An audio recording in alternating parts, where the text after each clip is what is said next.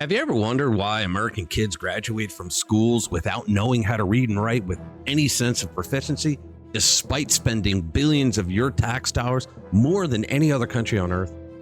Well, President Trump just handed the libnuts a bombshell. He's dismantling the Department of Education. That's right. He campaigned that he would do it, and he's doing it. Today, we expose what's behind this historic decision and why liberals are freaking out. Good, clean fun. Let's get into it. Hey guys, welcome back to the channel. Look, become a subscriber to the channel if you haven't already. Hit the notification bell and smack that like button because it helps us get our message out to more people. All right, tonight we're doing a live stream. If it's Friday night at 6 Eastern, we do live streams. We're going to read some interesting news stories of the weekend. There's always great stories. We're going to tweak them with a little bit of humor, a dash of sarcasm, and a whole lot of conservative common sense. Join us. You're going to have fun. All right, guys and gals, something incredible happened Thursday at the White House. And no, Joe Biden didn't get lost again while looking for the bathroom. President Trump announced, and I quote, "Today, we take a very historic action that was 45 years in the making." Now, anytime Trump says something historic is about to happen, liberals start hyperventilating and shoving pins into their Trump voodoo dolls. But this time, he really delivered.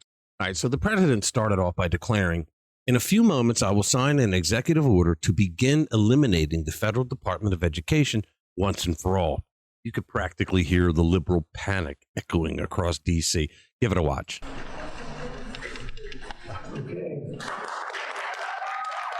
Hear all the cheers? There's a lot of governors there. My administration will take all lawful steps to shut down the department. We're going to shut it down and shut it down as quickly as possible. It's doing us no good. We want to return our students to the states where just some of the governors here are so happy about this. They want education to come back to them, to come back to the states, and they're going to do a phenomenal job.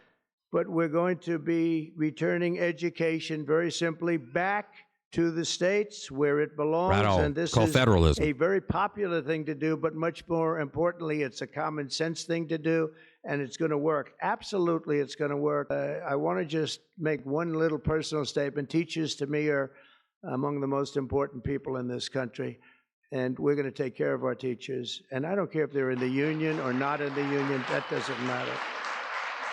But we're going to take care of our teachers, and I believe the states will take actually better care of them than they are taken care of right now. Now, ask yourself, guys, what exactly has the Department of Education been doing for the last 45 years other than making America a laughingstock of the developed world?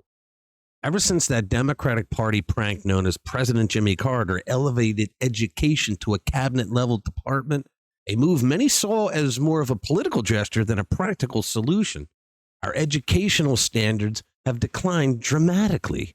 All right, here we go, guys. Education rankings by country in 2025.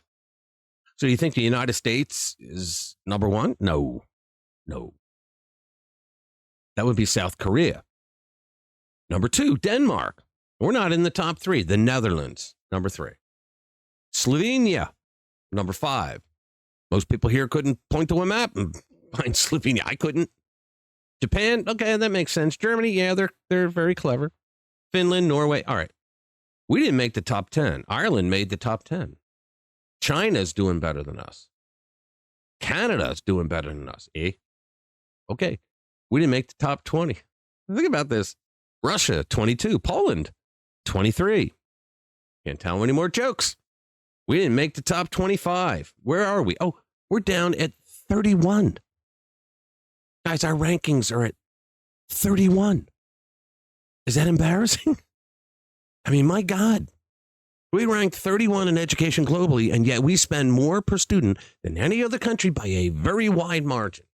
You'd think more money would mean smarter kids, right? Well, wrong. Could Trump's decision actually save American education? I think so.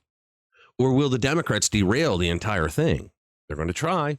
They need it. They need federal education. Well, a group of 20 attorneys general from liberal states immediately filed a lawsuit. Of course they did. Their complaint? They're worried about chaos and disruption. But let's translate their political doublespeak into plain English. They're terrified that they're going to lose the millions of teacher unions donations. Remember, these unions have bankrolled Democrat campaigns for decades. They would dry up. And shutting off the taxpayer-funded gravy train could change the whole game for them.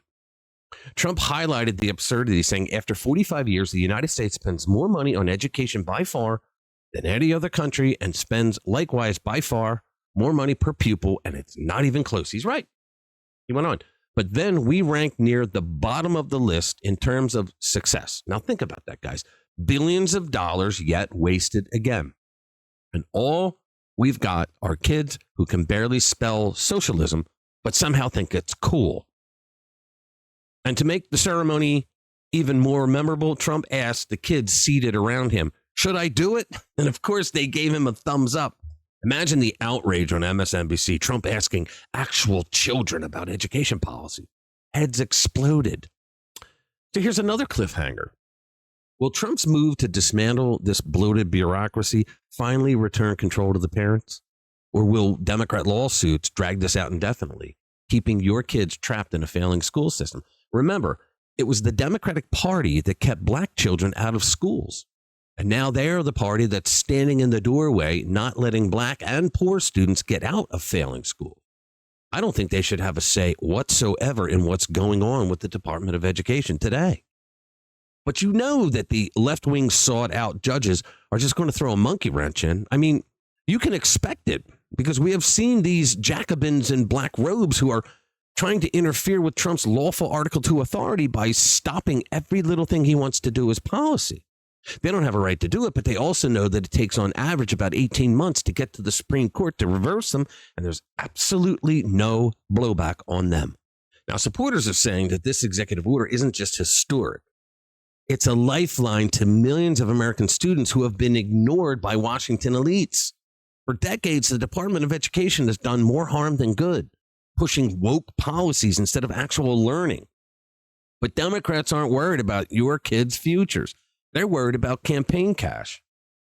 In the end, this battle isn't just about politics, guys. It's about the kind of America your children will inherit. And for the first time in 45 years, they might actually have a fighting chance. President Trump's move to eliminate the Department of Education might just be the biggest step toward reclaiming America's education system from bureaucratic absolute failure. Imagine parents actually having the power again. That's a future worth fighting for. All right, thank you for watching. Hit that notification bell if you want to be kept up to date with the latest conservative commentary and breaking news. I'll see you in the next one. I want to know, where did we go wrong? Could we